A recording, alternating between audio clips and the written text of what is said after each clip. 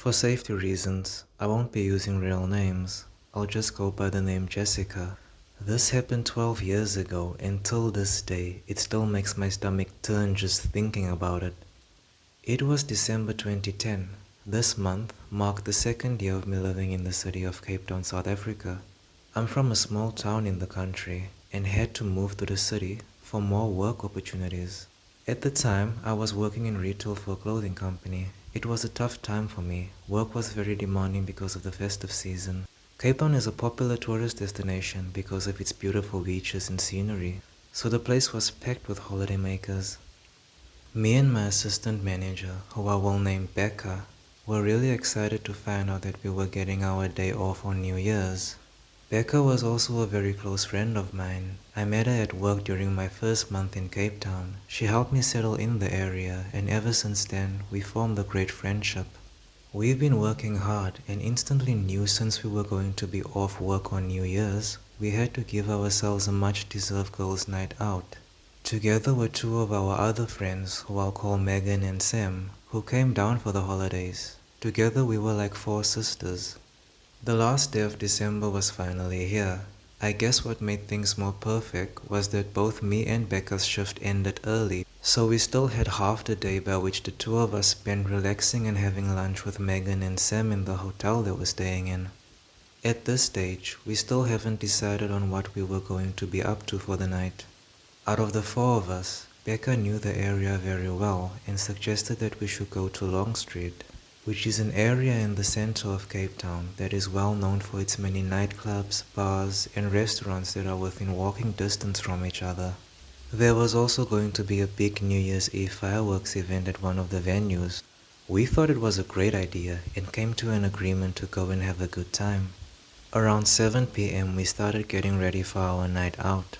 Music up, having some drinks and getting into the whole New Year's Eve vibe. That is when Becca surprised us with these sexy but classy outfits she bought from the company we were working for, and even got a stylist in to do our hair and makeup. I remember thinking, wow, she's really gone out of her way, and jokingly asked her how she could afford all of this because frankly, we weren't earning much. She told me that she got her Christmas bonus this year and thought she would treat her girls with a late Christmas gift. Something still felt a bit off to me, but despite this, I had an overwhelming sense of gratitude thanking her, and I must admit, we looked damn good. We left the hotel at around 10 p.m. and arrived in Long Street at 10:30. The streets were lit and beautiful, full of people from different cultures. We decided to go to one of the bars to grab something to eat and have a few drinks. We were there for about 20 minutes when we realized that there were a group of 5 guys sitting opposite from us. Their group started interacting with ours, and we all seemed to click and ended up hanging out together, having a great time at the bar. Turns out these guys are from the Air Force and were taking a break from their duties. It was about 11:30. Megan and one of the guys were getting quite flirtatious with each other, and Sam was really enjoying the company. I noticed something seemed off with Becca. She was on her phone texting and she looked tense.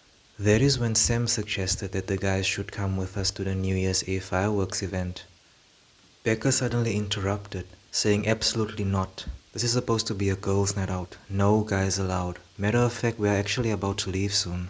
There was an awkward silence. But then one of the guys just laughed it off and said, "It's okay. They need to call it an early night anyway, because the captain needs them to be up bright and early tomorrow morning. And that it was really nice meeting us, ladies." The three of us felt embarrassed. We pulled Becca aside and asked her what was going on. Why is she acting so weird? She told us that she was having problems with the guy she started dating this year, and she's just been very stressed out, and really wanted to have some time with the girls to de-stress and not worry about men right now. Megan, Sam and I looked at each other surprised. None of us knew that she was seeing someone. We asked her why she never mentioned him, and she said she felt too ashamed to speak about it, which we thought was understandable. I mean, people who are in abusive relationships tend to keep to themselves. She then apologized to us for her reaction, and we thanked her for telling us. We gave her our support and had an agreement that night to no longer hide things from each other. We left the bar at around 11:40 to go to the fireworks event. The streets were full and there was a lot of noise. Becca told us to keep close and that she knew of a shortcut we can take to get us to avoid the crowd, and it will get us to the event faster. So the three of us were following her lead. We were walking for about 8 minutes, and I noticed that we were becoming more isolated from the main scene. At first I thought it was great not having to deal with the big crowds and loud noises, but as we continued walking, it was starting to get a bit too quiet now, to a point where we entered a street that was completely inactive with little to no lights. I remember having this feeling of unease in my gut, but Becca kept reassuring us that we're heading in the right direction. Megan suddenly realized that she left her phone at the counter back at the bar, and just when we were thinking about turning back to go and get it, a large black van stopped right next to us with two men bolting out wearing black masks, grabbing Megan and Sam and injecting them with something. I was shocked in horror, watching them pass out and being put on the ground. The men were coming for me. One was holding me down while the other one was trying to inject me. I went from being paralyzed in shock straight into fight mode and managed to knock the injection out of the man's hand. I remember him getting angry and speaking in a foreign language I never heard of as he's picking up the injection. I looked at Becca, yelling at her to run for help, but she just stood there. I will never forget the cold expression she gave me. It was at that moment I realized she was not the person I thought she was. She walked to the passenger side of the van and opened the door, smiling at the driver and saying, "I got 3 of them." I tried screaming as a last attempt, only to get slapped across the face and my mouth covered while being scolded by these men. I knew that I was done for. Closing my eyes and bracing myself for the sharp pinch of the needle, but by some miracle, and thank God the universe, I felt the man who was holding me, letting me go and being tackled by a force to the ground. When I opened my eyes, I saw him brawling with another guy. The guy got the upper hand and held him down. I saw the man who had the injection and Becca bolting back into the van, slowly pulling away, and when I looked up, I saw a group of guys shouting and running our way. It was the Air Force guys we were hanging out with at the bar earlier. Unfortunately, the man managed to escape the guy's grip, running after the van, literally jumping and diving in the back as they flee the scene. For reference, the guy Megan was flirting with at the bar noticed that she left her phone on the counter. Since they knew where we were heading, they decided to return it and wanted to surprise us at the event. They also took a shortcut. One of the guys was walking a good distance ahead from the group, taking a private call. That's when he heard screaming coming from the street next to them. He went to go check it out, with the group following him, and that's when they came across us. We immediately called the police and reported what happened. I ended up watching the fireworks go off in the sky from out of the back window of an ambulance truck, being rushed with Megan and Sam to the hospital. Thankfully, they were going to make a full recovery and should be out later in the morning.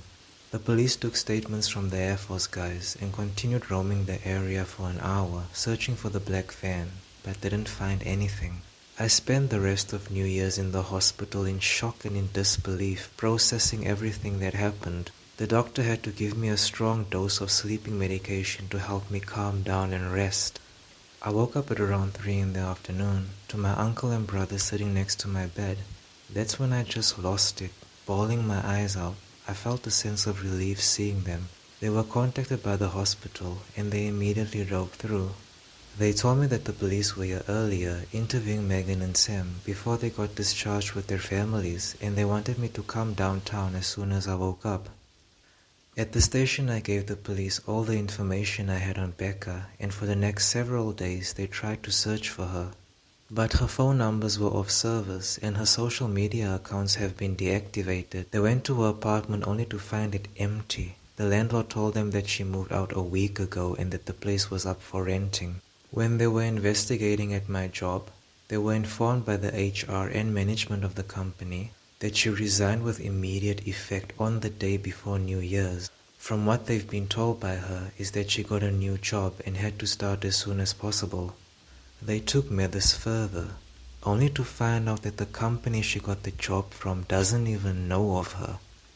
I later found out that she oversaw the staff's day off scheduling for the month of December and put me and her to be off for New Year's. The police couldn't do anything more at the time and left the case. Becca just disappeared as if she was a ghost. The weeks that followed were the most difficult. I'm extremely grateful for my uncle and brother for being there for me during that awful period in my life.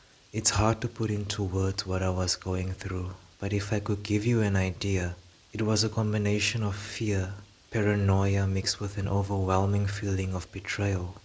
This was someone I've known for 2 years, someone who I considered a real friend, who I trusted. I could not process why she would do something like this, and the fact that I won't know, the fact that she's still out there, really messed me up. It took me a couple of years from moving to another state to many therapy sessions to get me to a point where I could finally move on. Today I'm a happily married woman with 2 kids. Life is pretty good, but despite this, I still have those moments where certain things trigger me, and I can't help but think about the incident.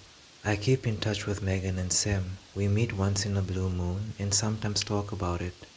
We have our theories about Becca, on what her motives was and how she ended up. But what really gets us is if Megan hadn't left her phone at the bar that night, I wouldn't be here telling you my story. If you are into videos like this, like and subscribe for more. Drop a comment below. If you would like me to share your scary stories, feel free to reach out. Take care.